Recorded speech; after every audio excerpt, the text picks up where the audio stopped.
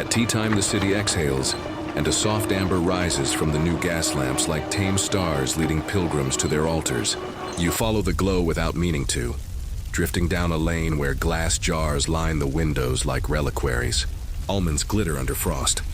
Pink and lemon cubes of Turkish delight stack into tiny cathedrals. Children hover at the panes as moths would hover at lanterns. The vendor works a chisel with jeweler's care, cracking a sheet of toffee that flashes like varnished wood. The whole street feels enchanted, as if sweetness, not fire, were what kept the lamps alive. You buy a cube, rose-colored, amiable, and let it melt. First the rush, sugar's easy applause. Then a second sensation, faint and chalky like dust from a picture frame. The cube is heavier than it should be, as if it carried an extra burden no one mentions. The color is festive, but color does not speak the same language as truth.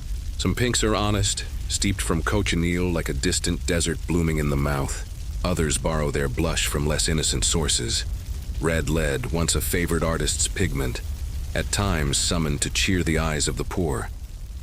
And the pillowy body, meant to be gelled by starch and boiled patience, can be coaxed to volume with powders the mouth tolerates but the body does not love. Plaster of Paris. Gypsum ground so fine it impersonates care. No villain twirls a mustache here. The vendors are tired, deft, and practical. Sugar is dear. Time is dearer. A halfpenny carnival in the mouth is still a carnival. And for a laborer who counts minutes like coins, a carnival is a meal you can eat while walking. The century has created a new appetite, not only for delight but for speed.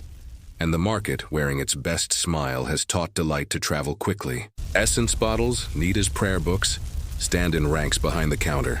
Pear-drops promise orchards with a fragrance born not from pears, but from chemistry's garden. Benzaldehyde and cousins in glass that remember almonds more reliably than almonds remember themselves. Comfort has been condensed into a dropper's squeeze. The city drinks the memory and calls it flavor. Judge gently. This is an age of hurry. Dinner must be carried, unwrapped, finished between footsteps. Sweets occupy the space where soup once sat. A paper twist of peppermint replaces an evening's bread. When poverty and pace meet, they invent new definitions. Treat becomes a synonym for sustain, and brightness in the window becomes a promise that the night will feel less long. The illusion is not cruelty. It is survival speaking in sugary vowels. Yet the first rule of Victorian enchantment whispers from every window. Brightness is not a covenant. It is an invitation you must consider with care. An orange lozenge that looks like captured sunset may owe its warmth to chrome yellow. A green barley twist that reads as spring may learn its meadow from copper's salts. The law, thin and intermittent, wanders in after the fact. Inspectors will one day dip strips, make notes, and publish lists. Mothers will fold those lists into aprons. But tonight the market sings, the lamps hiss, and a kindly man with the toffee chisel smiles as if he were handing you a small miracle cut to order. You walk on with your paper parcel and the tiniest ache of doubt that is also a kind of knowledge. In this city, the eye tutors the tongue. White bread must be very white to feel pure. Tea must run dark as ink to feel strong. Sweetness must paint itself in theater colors so it can be tasted with a glance. You are learning the script as you go, that comfort here is at once sincere and staged, that the curtain never quite comes down, that every bite is a line in a play whose author is the clock. And though the play has compromises hidden in its wings, it does not lack wonder. Wonder survives, subdued but real, in the hiss of sugar cooled on marble, in the symmetry of jars, in children's hands counting pennies like spells. The street glows. The city eats its own reflection and calls it magic because, in a hard world, magic that keeps you moving is still magic enough. Morning thins the glamour and sharpens edges. Damp stone, coal breath, the iron sigh of shutters lifting. In a narrow shop whose sign simply reads sweets and savories, the true theater is not the window, but a high shelf at the back, where jars stand like a painter's choir, Prussian blue, red oxide alum, pearl white verdigris. Here lie the city's minor household, gods, color, and correction, ready to minister to the devotions of appetite. Victorian London is a place where the eye is priest and the palate a congregation taught to sing in certain keys. White bread preaches cleanliness. Deep red whispers richness. Acid green declares fresh. Shopkeepers oblige these catechisms. Some reach for natural dyes. Others, compelled by margins and habit, reach for shinier helpers. Chrome yellow, lead chromate dressed as sunshine, can turn a dull sweet into a golden promise. Red lead can lean a blush into boldness. Verdigris or copper sulfate can persuade a lozenge toward that brisk apple tint the crowd adores. Pearl white is not a mollusk's ghost, but chalk or gypsum, the very substance that smooths walls now recruited to polish sugar and sift down into flour to make it look like a new sheet. These are not secret crimes plotted at midnight, but public compromises set on shelves. The questions that guide them are blunt. Will it sell? Will it keep? Will the weight satisfy? The law is a lantern with a weak wick flickering in drafts. A pamphlet here, a speech there, a caution in the paper about sweets that stain blotting paper with greasy ghosts, about tea that bruises cups with ink, about flour that stands too firm when pricked with vinegar. People read, nod, and still they buy. They must. The city's logic runs on time, and time is both a currency and a tyrant. Flavor, too, has been bottled and taught to obey. Bitter almond, once a wayward inheritance of stones and blossom, is now a precise spirit in glass. Benzaldehyde, born of coal's occult transformations, can haunt a room with the ghost of orchards. Pear, banana, violet, esters step forward like actors and hit their marks, consistent and tireless, even when harvests fail or costs rise. The tongue is not fooled, it is retrained. After enough seasons of essences, the original returns like a country cousin in boots. Charming, yes, but unpolished and strangely faint to city tastes that have learned to shout. Not all color is malice. Cochineal still dyes some sweets with the dry blood of deserts, and soot-black pastilles can be honest with licorice root's medicinal shadow. But ethics in these crowded streets often dance with arithmetic. A grocer will explain that a certain green sells twice as fast. A baker will confess that white loaves soothe anxious customers like fresh linen. The public is not naive. They mutter that things don't taste as they used to, and then they place coins on the counter because habit is a benevolent jailer. Children, growing up under the rule of spectacle, inherit a taste calibrated by window light. To them, the bright is the true, and the true is what fills the hour without complaint. Still, a countercurrent gathers, chemists with dropper and courage, writing notebooks that read like detective tales. They blue starch with iodine to unmask a cream, thickened by convenience. They watch chalk effervesce under a drop of acid. They note iron filings where a sharpened color has grown ambitious. Their results travel by pamphlet and lecture, by gossip and headline. Little tests become household rituals. A mother, bottle of vinegar in hand, becomes a guardian at the gate. And a shopkeeper hastens to chalk no alum on a board as if it were a blessing. Between theater and truth, a narrow bridge extends. Discernment. The city learns to walk it, often wobbling, seldom falling. And though the jars still glow on the back shelf, and the labels still promise summers distilled into drops, eyes grow a fraction more skeptical, tongues a shade more patient. Color remains a marvel, but less a mask, more a costume whose seams we can see. The alchemists of color have not vanished. They have simply lost their monopoly on wonder. Now wonder negotiates with knowledge, and that negotiation, quiet as it is, becomes the century's most honest tint. The marvel of the age is not poison in a vial, but imitation in plain sight. A city that must eat quickly invents food that performs on schedule, and performance demands costume. Consider the Turkish delight that leaves your fingertips dusted. Starch is its honest engineer, but economy may add a little more, coaxing cheap bulk into the posture of generosity. Or the marzipan fruit, painted pears and plums lined up like a toy orchard, whose tender almond heart is sometimes replaced by ground beans and breadcrumbs baptized with almond essence. The eye applauds. The tongue is persuaded. The purse exhales. Mustard, once the irritable seed crushed between stones, becomes a smoother speaker when encouraged with flour, turmeric, a sigh of pepper. Vinegar, meant to be the sharp memory of wine, learns quick shortcuts with acids that bite fast and fade quickly. Cocoa tablets carry the rumor of chocolate more reliably than chocolate itself, their bitterness tamed, their sweetness firm, their duty to last longer than hunger rather than to charm beyond measure. None of these substitutions are theatrical enough to summon a magistrate on their own. Added up across a week, a month, a life, they shape bodies and habits as surely as cobbles shape a gate. Speed is the author. The factory bell starts the chapter, and interval bells provide the only punctuation. There is no time to sit with stews that thicken by candle patience. No leisure to coax marrow out of bones. Food must be portable, obedient, quietly dense. Bakers develop no-crumb cakes you can eat while walking without distressing your coat. Street boilers sell buns that eat as kindly cold as they do warm. Tea arrives as concentrate, to be diluted to acceptable strength in 5 minutes and swallowed in 3. The new virtues are stability and predictability. Flavor becomes the servant of schedule. The palate adapts. After long companionship with essences, colorants, and helpful starches, the body mistakes the edited for the original. A true apple, sharp with weather and oddly particular, can taste almost rude next to an apple pastille that keeps the same smiling note from first lick to last. An old man in a corner alehouse grumbles that mint today is too clean, as if it had never met soil. A young boy raised among bright jars asks what soil has to do with anything. Palates are like languages. If a city speaks in dialect long enough, unedited speech begins to sound foreign. We are tempted to moralize, and then we look at the hour. A seamstress with a blistered finger needs a lunch she can complete between 2 stair flights. A porter carrying a crate the size of a coffin needs something his mouth can manage while his hands keep score.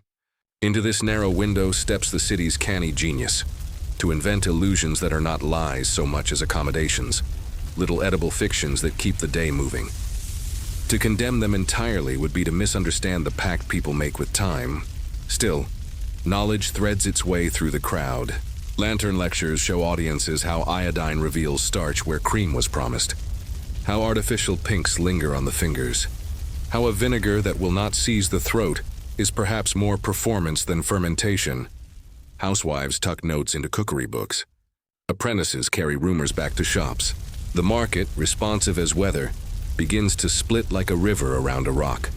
One channel for spectacle, cheaper, glossier, one for plainer fare whose modesty is its advertisement. In all this, the city remains sincerely wondrous.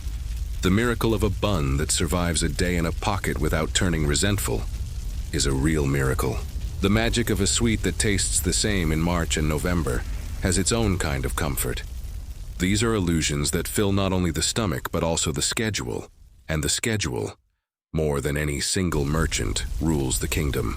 The task, then, is not to abolish illusion but to see it clearly, to choose it knowingly when it is harmless, and to refuse it gently when it asks too much.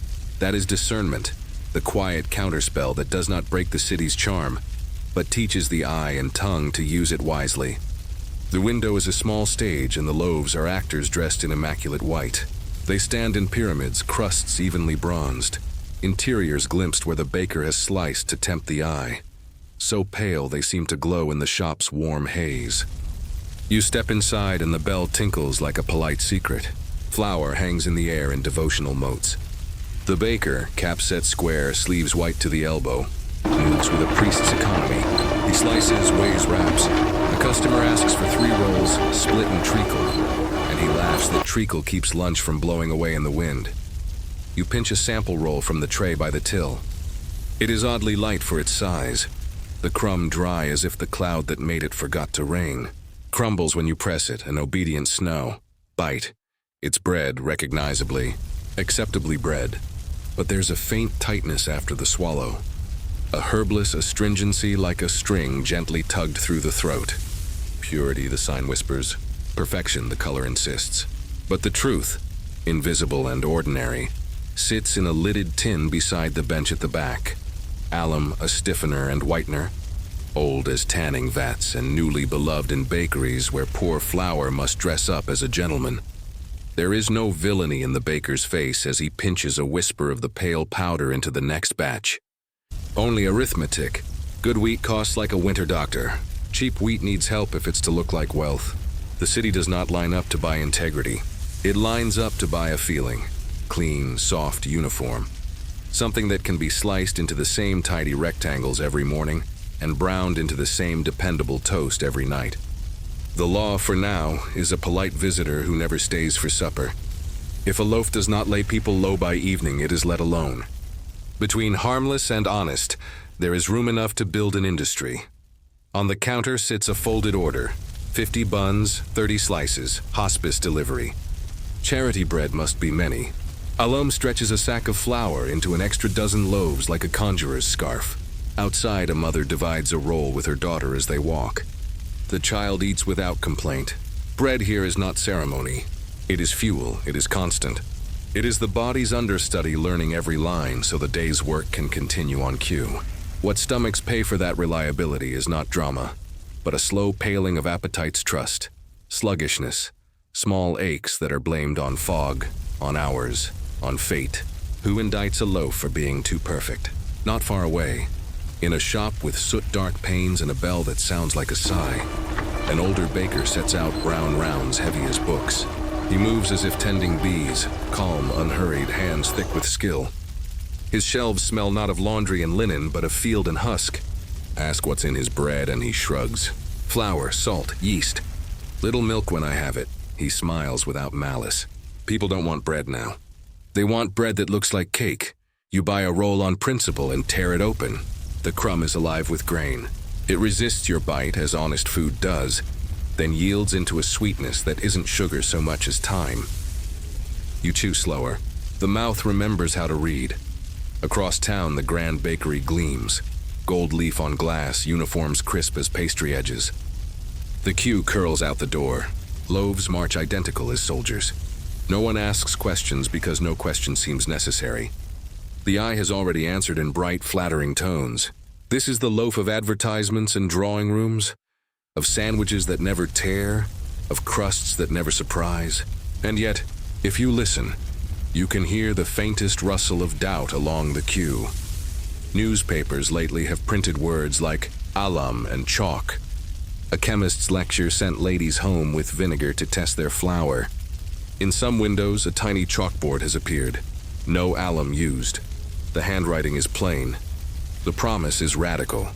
Back behind the white bakery's bench, the tins sit where the customers cannot see them. A lum, a little chalk to correct a bad sack, even ground rice to give body. No horror, only habit. Flour, like a memory, can be edited. What is taste, after all, but a set of habits rehearsed until they sound like truth? Children raised on angel pale crumbs will swear the brown roll tastes coarse. Clerks trained by the clock will choose the loaf that slices like vellum and never crumbles on a desk. The city's tongue is being taught to recite whiteness as virtue, and so long as it keeps the day moving, no chorus rises against it. But somewhere, quietly, the chorus begins. A woman brings a list from a library pamphlet. If your flour fizzes beneath a drop of vinegar, suspect chalk. A man writes to a paper, "Our baker's loaves are lighter than conscience." The old baker sells out a shade earlier than last week. On Chancery Lane, a sign appears. Bread of flour, water, yeast, nothing else. It is a sentence as bold as any sermon. Some passers-by roll their eyes. Some smile and step in. In a narrow ledger under the counter, that baker keeps tally of names. There are more this month than last. The white loaf remains on its stage, beautiful as a promise. It feeds a city that must be fed, but the spell is not complete anymore. The perfection of its slice has a cost that more mouths are learning to compute. One day, perhaps, the law will lean over the bench and take the tin away. For now, discernment, small as a crumb under a tongue, does its patient work. You exit with a brown roll in your pocket and a new understanding in your mouth. That purity is not a color. That weight can be a kind of kindness. That bread which asks you to chew is bread that stays. The card is painted a hopeful blue and the horse dozes as if the morning were a second blanket.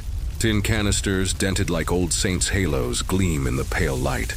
A boy with rolled sleeves dips a ladle and pours the city its comfort. Milk is simplicity itself, or so the mind longs to believe. White, friendly, the soft syllable in every breakfast prayer.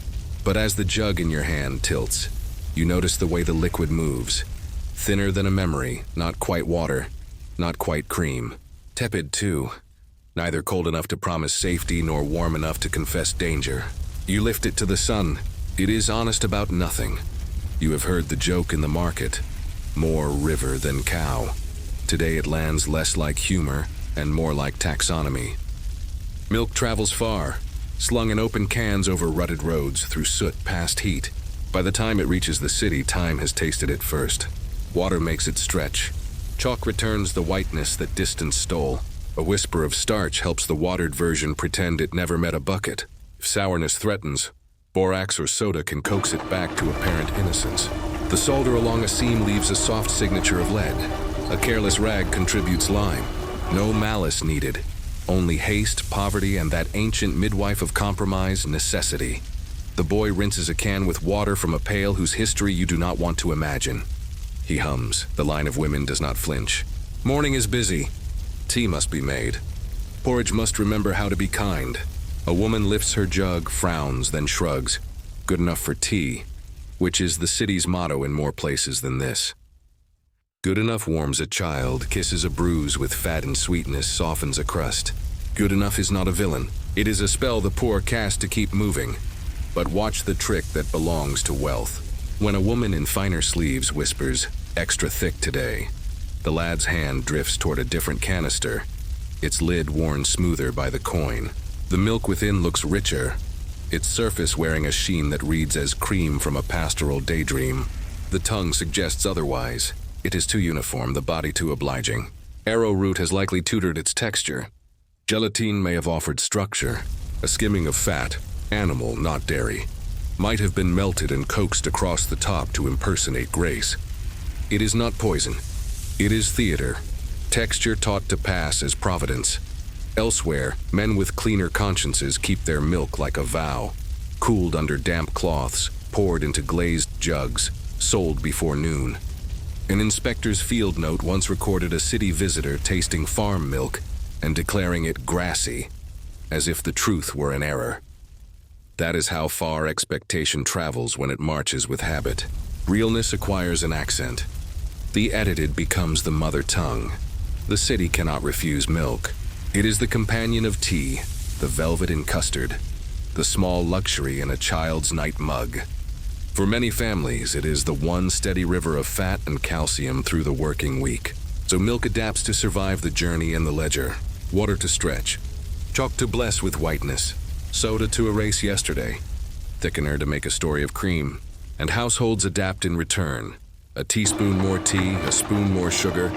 Forgiveness cultivated over years until taste itself is recolored by mercy. Quietly. Consequences accumulate not as tragedy, but as a signature. Stomachs that complain without being dramatic.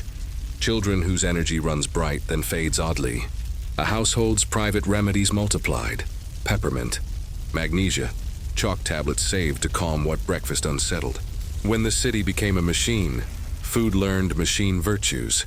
Consistency, speed, long shelf life of impression if not of substance. Milk, once a bellwether of morning, becomes another cog.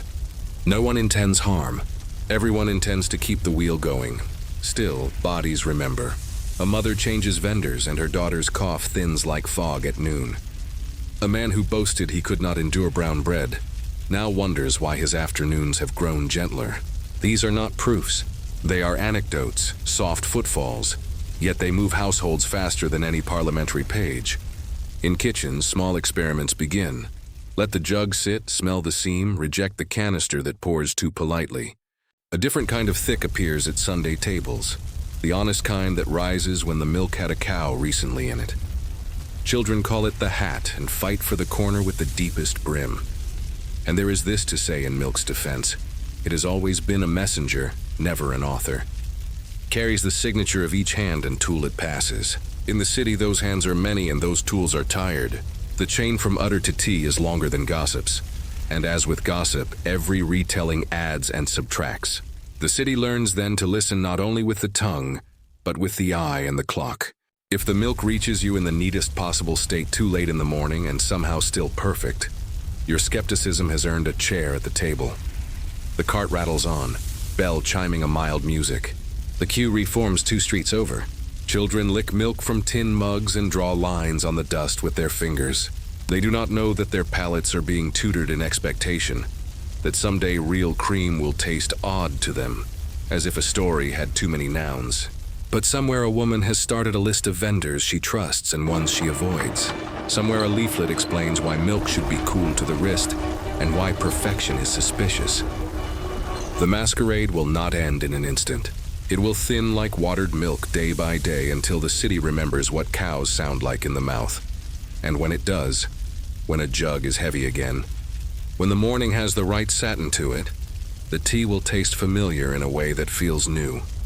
Not a miracle, not a cure, just truth returning to a cup where it always belonged, to be stirred with a spoon that reflects the window's light without turning gray.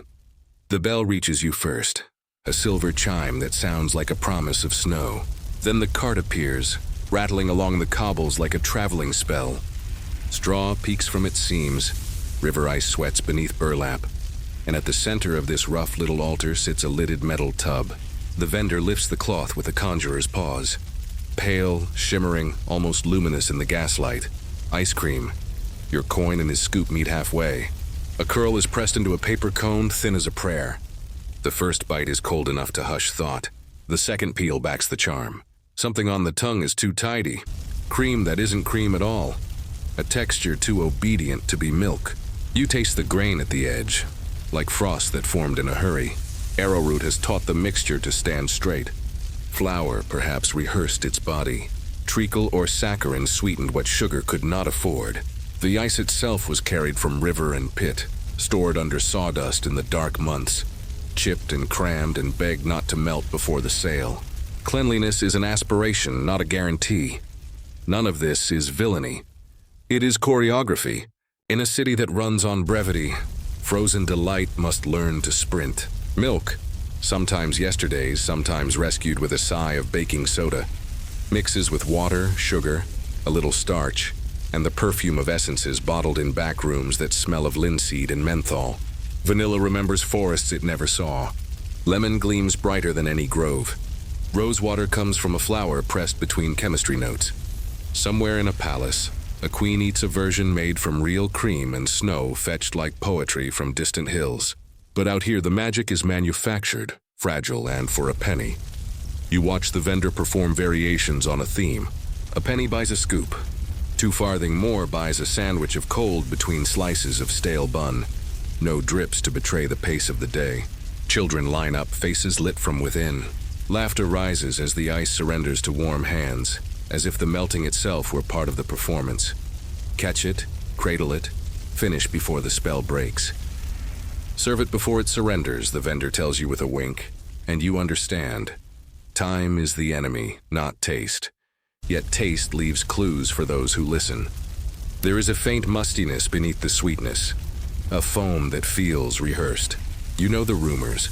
Soap shavings once upon a daring corner, a slip of animal fat to mimic cream's soft regal bearing, saltpeter around the tub to keep the temperature hanging just below faith. Nothing that sends you to a doctor. Everything that asks you to believe a little harder.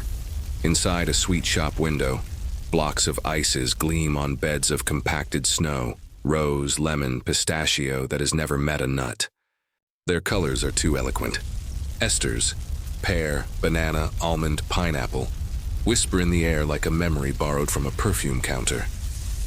The shopkeeper, fanning herself with a newspaper, grins. Long enough to sell it before it puddles. This is the city's rule in shorthand. If the shape endures until the coin is pocketed, the transaction is honest by the only standard that matters between shifts. People don't protest. They participate. A mother buys a sliver of ice to bribe an hour of goodwill from a child's despair. A boy bites, flinches, laughs, and bites again because the cold is the miracle, not the recipe. An old man, patient as the river at night, holds his portion as if it were a memory of winter. In a city loaded with heat, bodies, engines, kitchens, tempers, a mouthful of frost is a mercy. It need not be perfect. It need only be cold and sweet and cheap. You leave the cart and find another in a lane where the fog is ribboned with lamplight. The new vendor lifts his lid and the scent carries. Vanilla again, but this time edged with something slightly metallic. You watch him stir the sides to wake the firmness. He is careful, but he is tired. A smear on his cuff suggests haste. The ladle clinks against tin lined with yesterday's enthusiasm. You're too far to taste and close enough to know it will be fine. Not excellent, not clean in the way milk is clean in a pasture, but fine, the city's favorite flavor after sweet. And there is joy here that adulteration cannot confiscate. A choir of bells across several blocks, each note talking to the other like birds. Children racing, coins clutched, rivals suddenly brothers at the altar of the drip. The chase is the point. Get to the cart before the sun remembers its job. Hold the paper just so. Lick the escaping edges. Laugh as it vanishes. The delight is in the vanishing, in the shared and ridiculous race against physics. You think of recipes scrawled in diaries uptown, cream simmered with real vanilla, eggs tempered like diplomacy. That version is a hymn. This is a street song, catchy, repetitive, and true to its setting. If the chorus repeats, no one complains. That's how you learn it. If the lyric is thin, the rhythm makes up the difference. And any song that can turn soot-streaked alleys into a tiny carnival has its own right to exist. On another day, warmer by an inch, louder by a bell, you pass the cart again and do not stop. It's enough to hear the laughter and to remember the cold on your own tongue. You have learned what stands behind the lid: river ice and improvisation, essences and arithmetic, speed and a prayer. You have also learned what stands in front of it: a city that bargains with time more than with taste. And in that bargain, a penny of joy, however compounded, is a fair trade for a minute of forgetting. When you do buy again, the first mouthful hits like snow under a lantern. The light seems closer, the noise further, and the whole hard city softens for 3 measured breaths. Then comes the musty seam and the grain beneath the gloss. You smile anyway. You have learned to taste both truths at once, the trick and the treat, and to find the small, stubborn wonder in the middle. Cold on a hot tongue, sweetness on a poor wage. A miracle engineered to last exactly as long as delight. If the spell is made of shortcuts, it is also made of care. Hands that churn in circles until the texture agrees. Shoulders that haul ice through lanes, palms that learn where the tub freezes fastest. The craft is imperfect, the devotion is not, and so you bless the cart as it rattles on, and let the bell recede into fog. A little star that rings, a little hour that cooled the city down to something you could swallow. The butcher's lamp is a single yellow moon swinging over a red planet. Coils of sausage glisten in the glass, some robust and sanguine, some pale and freckled as if winter itself had been minced. Behind the counter, a man in a spotted apron wipes his blade with a cloth that knows too much. You ask what's in which, and he answers like a weather report. Beef there, pork here, mostly. That last word is the hinge the day swings on. Victorian sausage is a generous idea administered by necessity.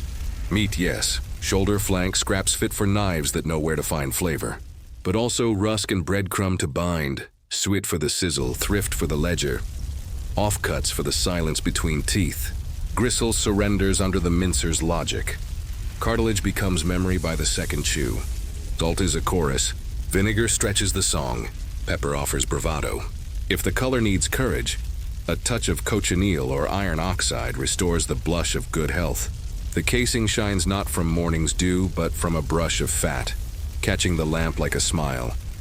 On the counter sit pies that steam like small volcanoes, gravity and pastry, stories sealed under crimped edges. Their promise is geometry, a circle of crust containing enough dinner to outpace a bell. Inside are the truths of a city that must never stop. Minced mysteries seasoned into confidence, potato or flour lending their steady hands. You buy one and bite. The filling is soft, savory, a little anonymous. It tastes like relief. You have read an inspector's quip: some sausages contain more imagination than meat. Yet the pan doesn't care what the mind suspects. Heat makes a virtue of most things. Waste not turns to dinner when joined by onion and tea. The miracle is not that the butcher deceives. It is that the frying pan absolves. In a world without spare time or cold storage, preservation is the closest thing to mercy. Brine tightens a slice of tongue and gives it days to live a second life.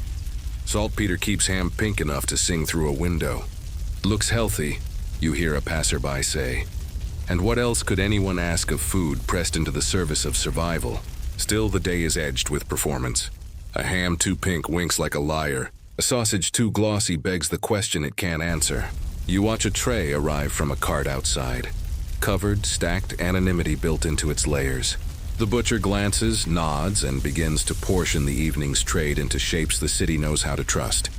Round, golden, substantial. Out front, 3 boys sit on a step and fracture a sausage roll between them. Camaraderie divided into thirds. No one asks what's inside. The mouth knows the rhythm, and the stomach cares only for the ending. Mostly is the word a city builds on when its hours are longer than its loaves. Mostly meat, mostly fresh, mostly fine. The rest is seasoning, spice to guard the nose, vinegar to persuade the tongue. A confidence that can be sliced thin and sold by the ounce. If the day runs long, pickling carries the burden where ice cannot. Barrels murmur their sour hymns in back rooms.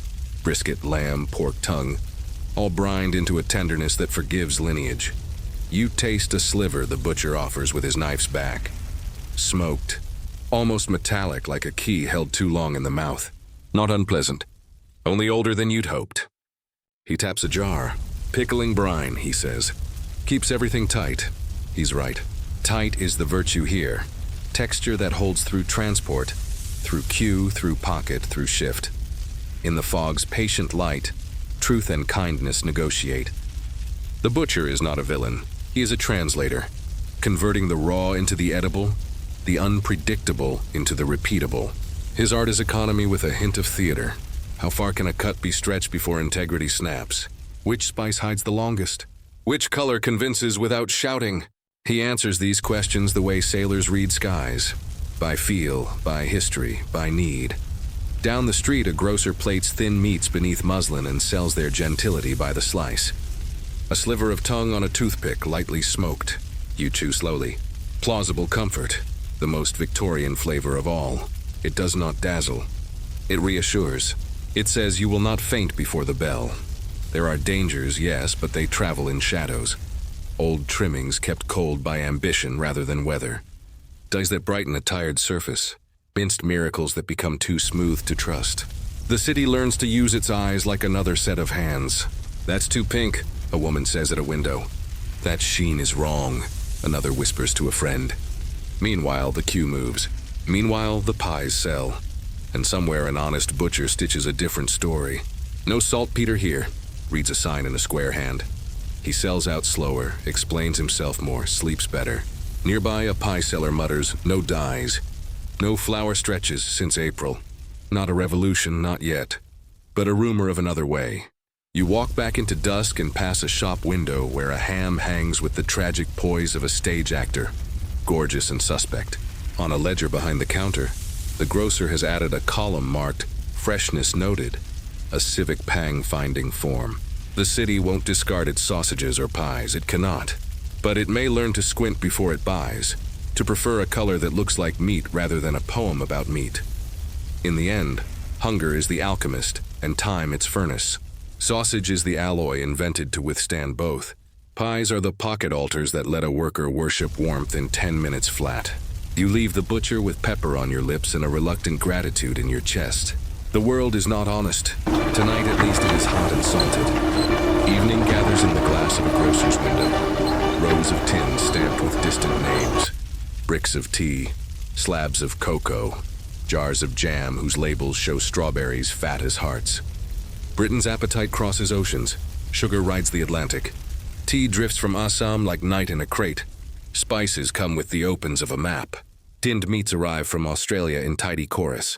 The world is sorted into shelf-stable nouns, and the city, breathless and busy, eats the empire by the spoon. But when you step inside and lift a jar to the light, the picture blurs. The jam is red as a stop in a dream, yet the label whispers more sugar than fruit. There's an art now called fruitless jam. Beet syrup persuaded with pectin, apple, or turnip pulp, dyed into a convincing confession. Gum Arabic helps it hold its shape. A whisper of essence makes it speak strawberry. It spreads, it shines, it sits on bread like a promise. For most, that is enough. On the low shelf, slabs of cocoa sit solemn in waxed paper. Dusty. vaguely chocolate if you squint with your nose. Inside many bricks, starch for thrift, coloring for courage, a rumor of cacao.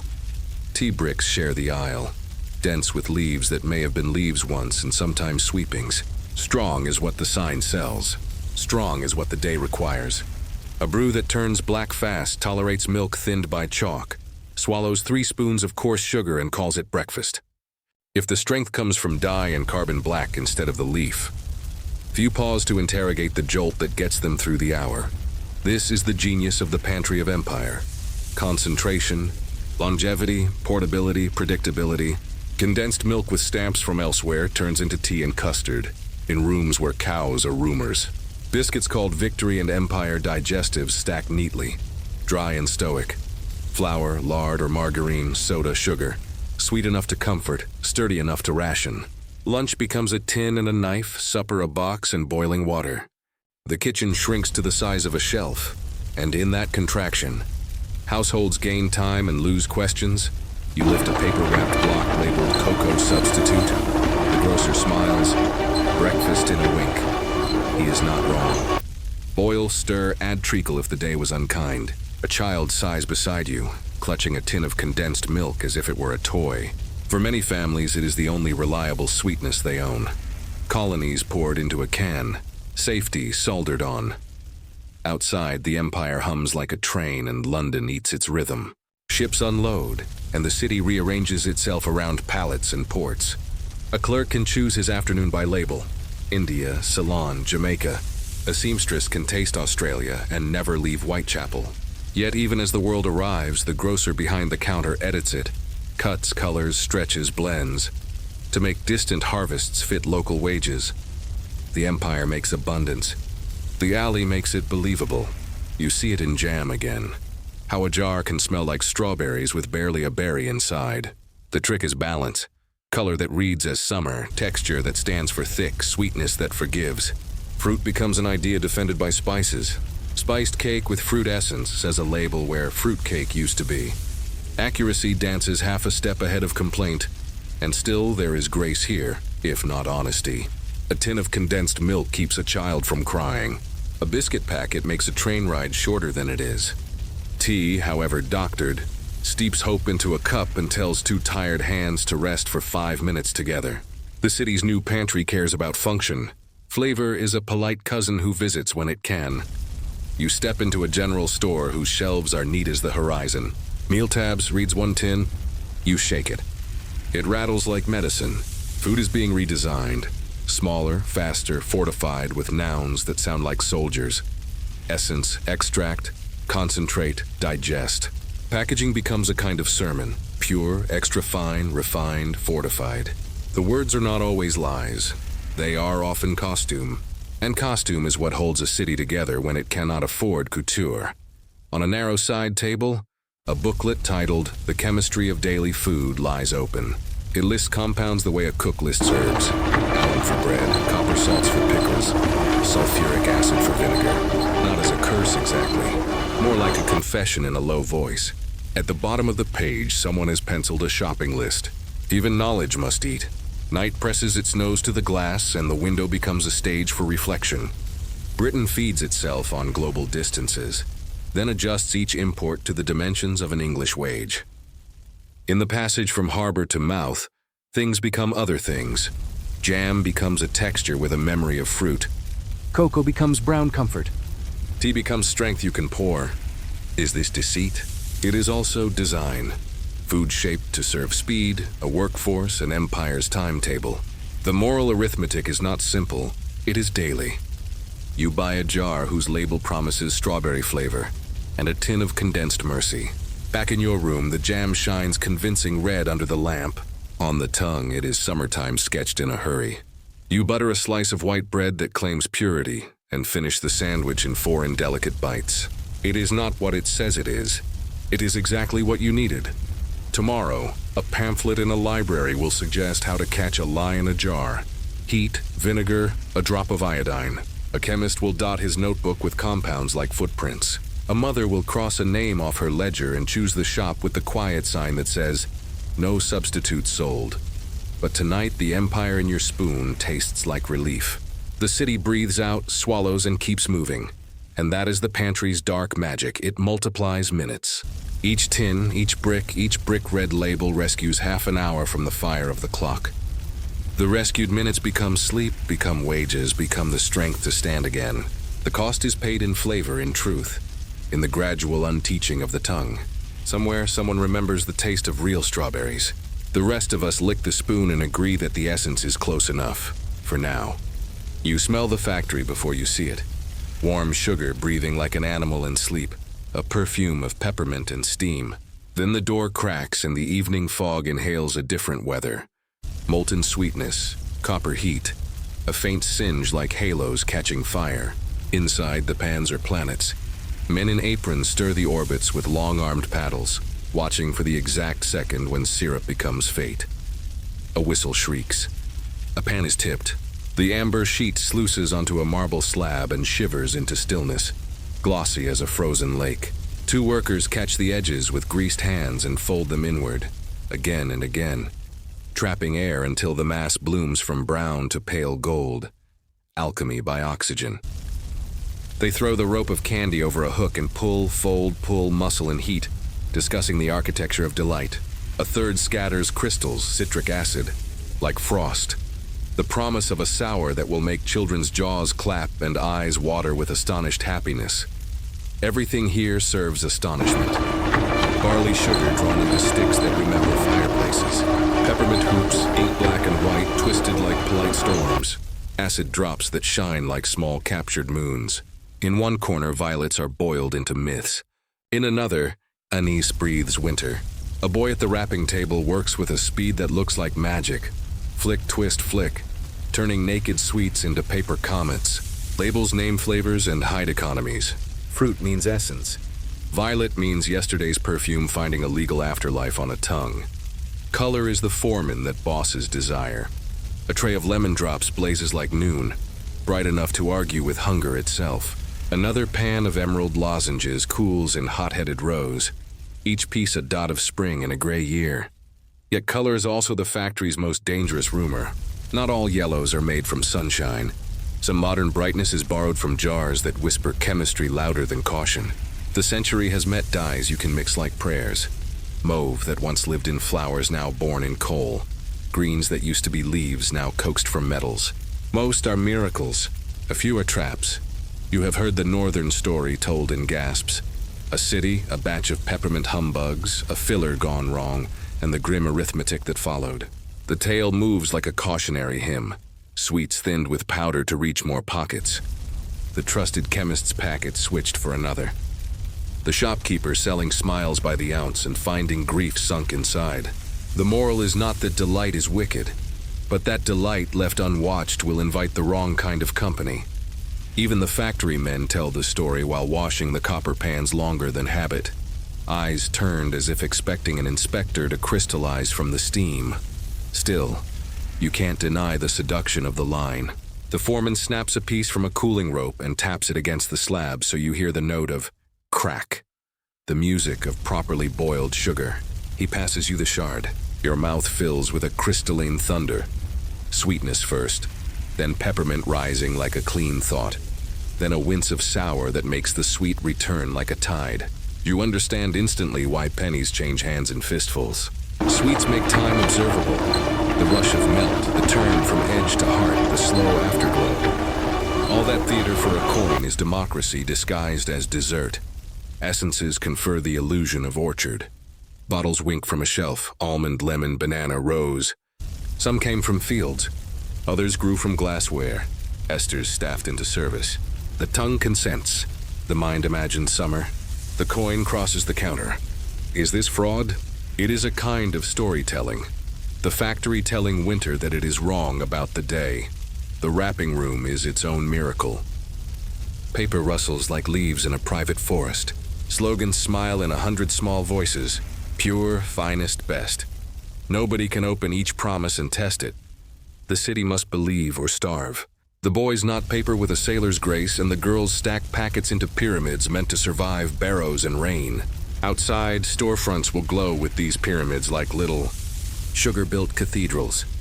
You look up to the windows latticed with syrup steam and see the century's silhouette. A new empire not of flags but of cravings bred to the minute. A sour for walking, a mint for speaking, a drop for the cough that interrupts a sale. Sweets are rationed joy, sold in units of interruption. The factory knows the tempo of a 10-hour day and composes for it. It sells pauses that taste like reward. And still the shadow walks with the light. A die too brave, a facing too shiny, a filler that bulks more than it should. These are corners the market teaches a desperate hand to cut. The good foreman fights a quiet war. He bargains for better colorants and shakes his head at powders that promise weight without taste. He keeps a ledger that says where things came from. He discards batches that gleam suspiciously, even when the accounts ache. Not saintly, merely awake. When the shift ends, workers rinse sugar from their arms until the faucet runs cold, and the city receives them smelling faintly of candles and peppermint. On the street, a cart rattles by and children flock to it as if it were a comet. Parents negotiate with coins in bedtime. Wrappers open with a shared thrill. The sweet dissolves. The day gives back a tiny portion of itself. The factory has made desire portable. You leave as the pans go silent and the marble cools. Behind you, sweetness continues to invent reasons to exist. Ahead, the street squirms with paper and laughter. Somewhere, a pamphlet already sits in a printer's hand. The long discipline of testing, the naming of dyes, the promise of a line in Parliament that will say, "Not that color, nor that dust, nor that lie." But for now, what you carry is this: a sugar jewel melting into winter, a legal miracle with a moral shadow, and the knowledge that even wonder can be mass-produced, wrapped, and sold by the ounce. The chemist's window has two faces. In one, blue glass bottles glow like captured evenings.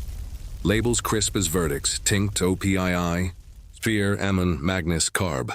In the other, neat pyramids of lozenges rise in white. Lavender and green, peppermint, horehound, eucalyptus, medicine that looks suspiciously like candy. Inside, the floorboards creak with respect and the air smells of camphor, lemon peel, and a sugar that has learned to keep secrets. Here the city comes for cures and leaves with compromises. The apprentice weighs powders in a brass scale that remembers arguments. The chemist decants syrups with a hand steadiest when the hour is most unruly. A mother asks for something to hush a baby's cough, something gentle, something that will let a whole room sleep. The chemist nods and reaches for a bottle wrapped in brown paper and naming no nightmares.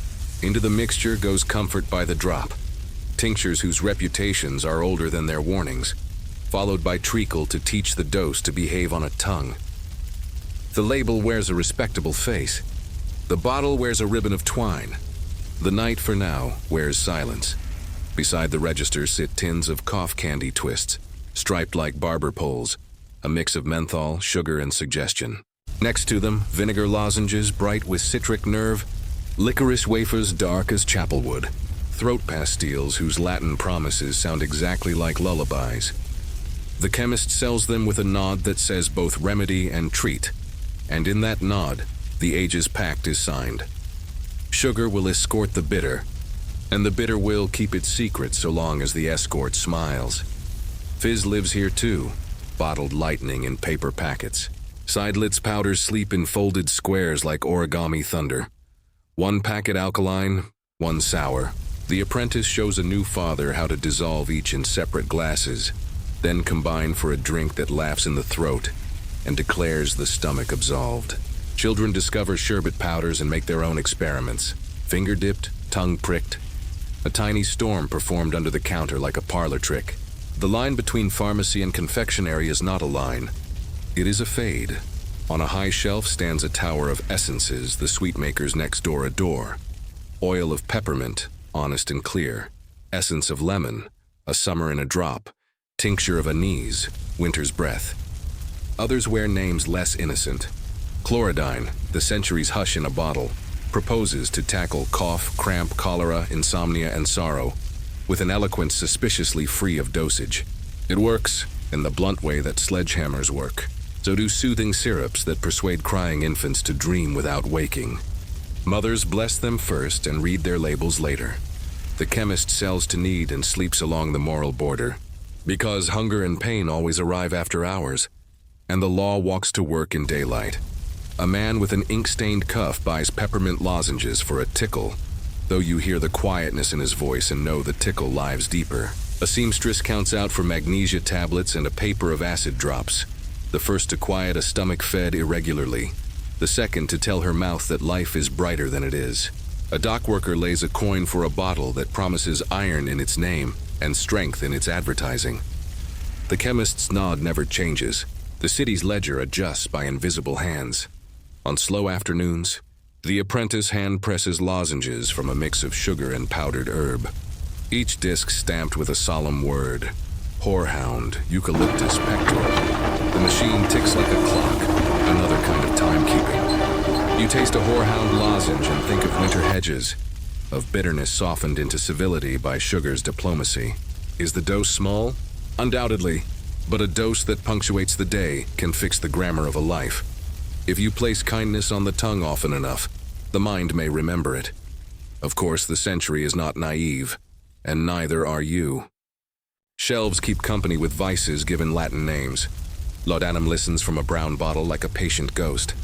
The chemist parcels it without joy, writes the dose more carefully than any other, and when he can, asks a question that is not quite a question. How long has the pain lasted?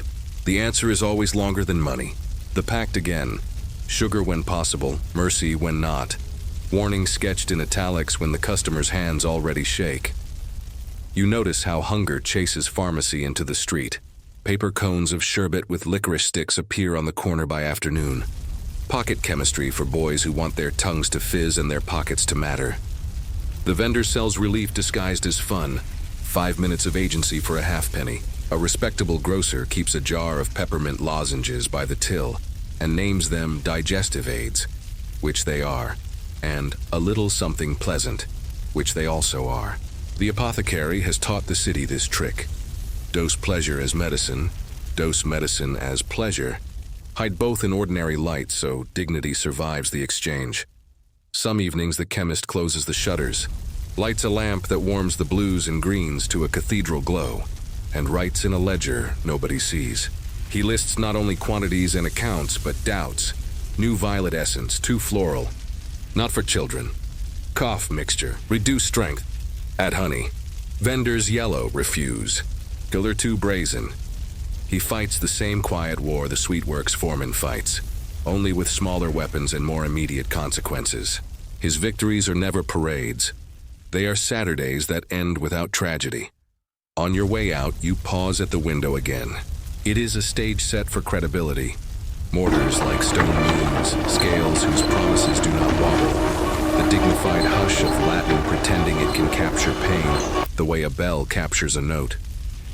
Beyond the glass, rain scribbles the street into a palimpsest.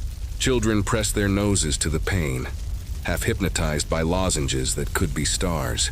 Their mothers tug them along with a kindness learned the hard way. Some stars you buy one at a time. For one cough, for one night, for one breath without worry. The bell above the door gives a courteous ring as you leave. Behind you, the chemist returns to his work, measuring, sweetening, labeling, deciding. Ahead, the city returns to its compromises. Pockets of sugar riding shotgun with scraps of courage. The age has made a pact, yes, but not with deceit. With survival. If the cure is slightly sweet and the sweet slightly curative, then perhaps the day can be persuaded to behave. The first alarm arrives not as a shout, but as a book with a skull on its title page. A pamphleteer chemist peers into London's pantry and writes what he sees with a steadiness that feels like thunder. Alum in bread to cheat whiteness from brown flour. Copper salts greening pickles to a color no garden can endorse. Spent tea leaves re-dyed and spirited back into tins like counterfeit autumn. There is death in the pot, the cover warns, and the city glances down at its soup. A chorus builds. Physicians collect cases. Editors sharpen quills. Parish rooms whisper names of shops where milk walks in from the pump too eager, where coffee tastes oddly of chicory and dust, where Cayenne's fire carries a suspicious weight of brick. The Lancet convenes an analytical commission and sends young eyes with bottles to buy the day's groceries. In back rooms low as conscience, microscopes bloom like metallic flowers. Under their lenses, Bread reveals crystals of alum the way frost reveals a paw print. Pepper shakes out fragments of ground olive pits and grit. Cocoa, dear comfort, crumbles into starch and the red gossip of added earth.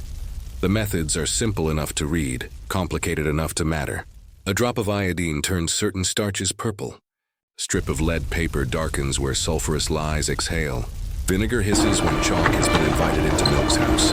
For arsenic, the new century has a more dramatic theater. A test that calls metal from shadowed powders and shows it as a mirror ghost on glass. The public, hungry for specifics, learns new, strange words, and more importantly, learns the habit of asking. Results are printed like weather. Lists of shops and their sins. Tables of samples that pass daylight. Columns where numbers behave like witnesses. At first, the city is offended by the tone, not the truths. How dare a microscope call a neighborhood a liar? But offense melts his story stack. Children sick on sweets too yellow to be gods. Workmen weak on beer too improved to be barleys.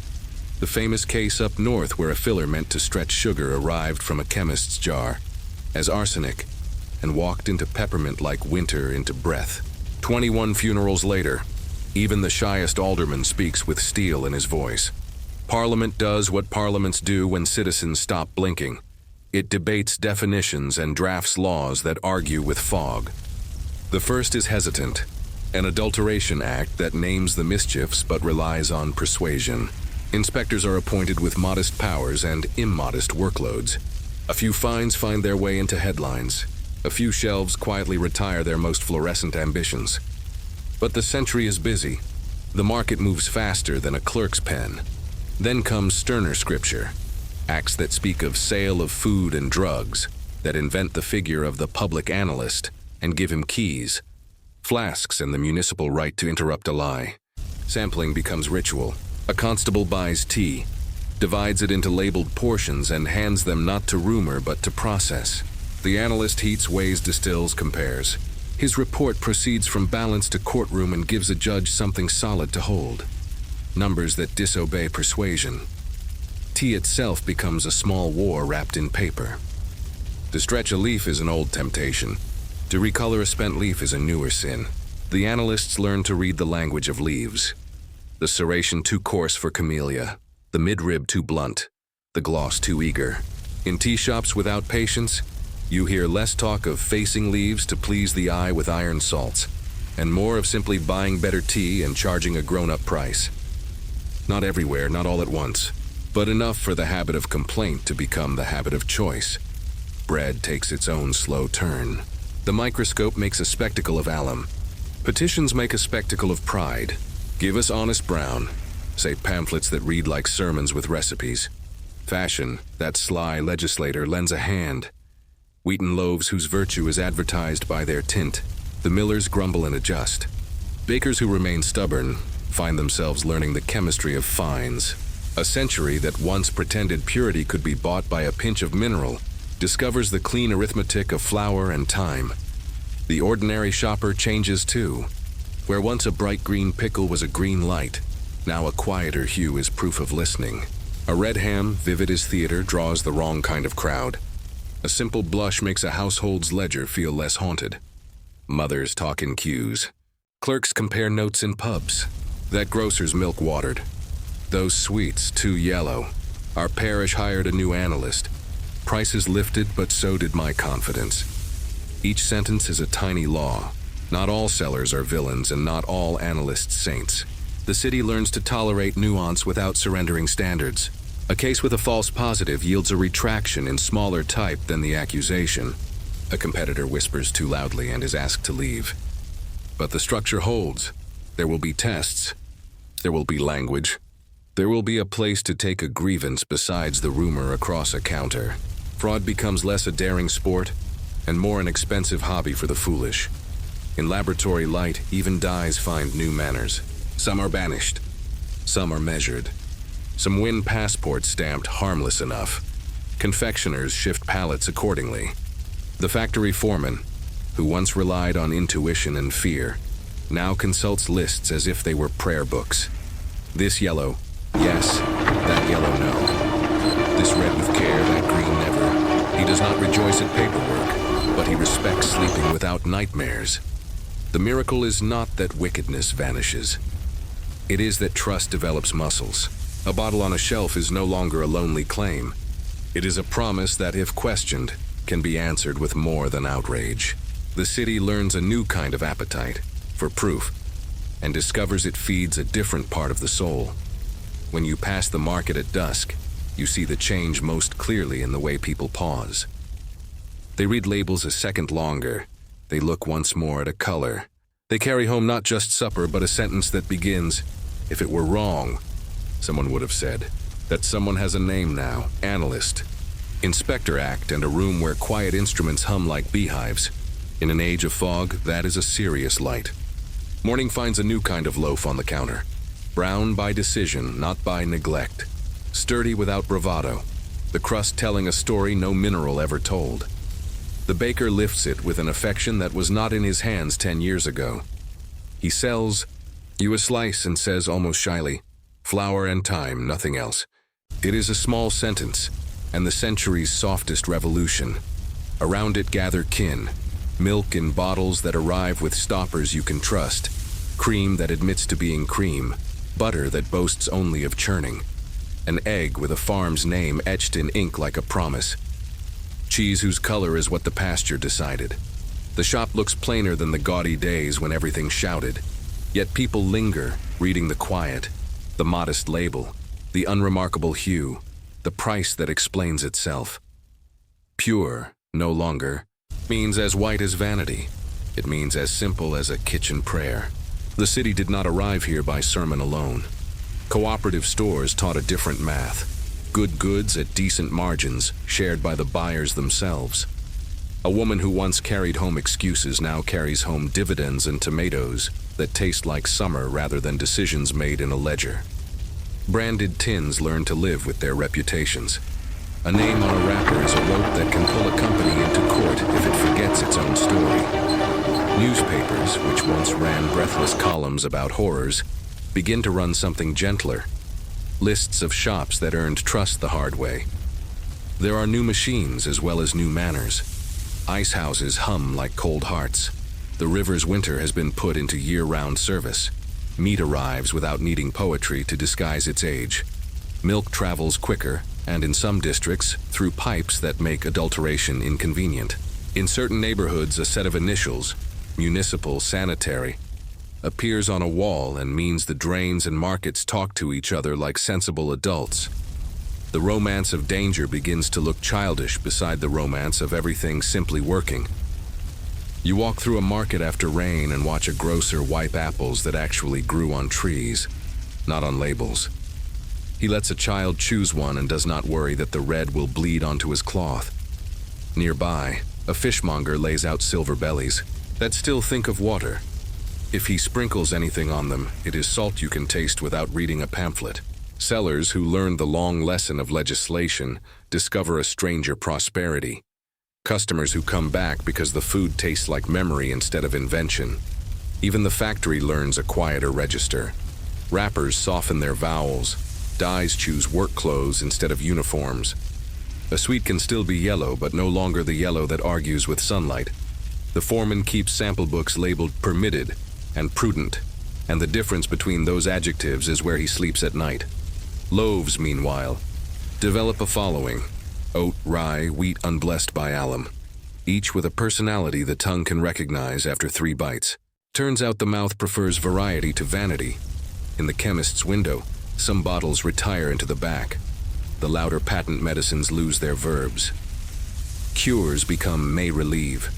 Tinctures that used to walk around like gods accept mortal dosages. Lozenges remain, but their labels talk more of herbs and less of miracles.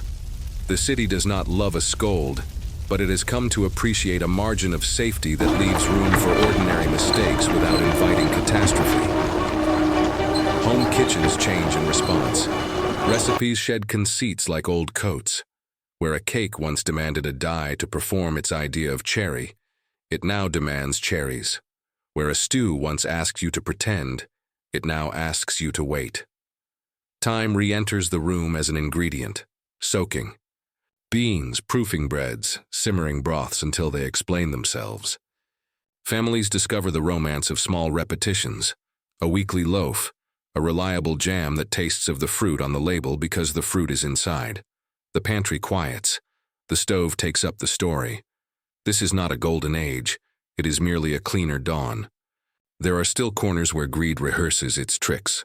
Still stalls where a color blushes too boldly. Still weeks when pay runs short and compromises run long. But the citizen now carries tools invisible to the hand. Expectations. A brow lifts. At a hue, a question is asked, and somewhere a scale tips toward decency. That is how cities become kinder, not by miracles but by habits. You sit on a step with a paper-wrapped half of that brown loaf and a wedge of cheese you can name without reading. The crust scuffs your lip. The crumb is moist as honest soil. You taste grain, then patience, then a sweetness no refinery can counterfeit because it comes from the algebra of yeast and time. A child runs past with a peppermint, white and modest, laughing anyway. A bell rings from a cart that sells ices pale as moonlight rather than noon. The day feels less theatrical and more true. In the distance, a clerk locks the office of a public analyst. His instruments are clean, his reports filed, his conscience bored, the best possible condition. An inspector shares tea with a baker and talks not of fines, but of football. In Parliament, a new bill about labels draws more yawns than speeches. This is victory. When honesty is so ordinary it must elbow its way onto the page. You rise, tuck the paper under your arm, and join the river of people who have learned to live without quite so many warnings. The fog will come back. It always does. But now there are lamps whose light is not merely decorative. There are counters where questions are welcome and answers plain. There are loaves and bottles and wrappers that tell the truth modestly and deliver it daily. The city has not cured itself. It has taught itself how to eat without flinching. At the corner, you pass the old sweet shop. The window is simpler now. Fewer colors, better stories. A small sign reads, "No artificial dyes since Michaelmas." You smile at the specificity. Not forever. Since a particular day when a particular decision was made and written down. That is how enchantments are repaired. By names and dates. By ledgers and laws. By hands that keep stirring while the world learns to be gentle. You break off the last inch of bread and give it to a bird that hops close, interested in your breakfast and your mood. It pecks, decides, and stays. You think, not for the first time, that wonder survives regulation just fine. It prefers it. Wonder, after all, is only astonishment in a trustworthy room.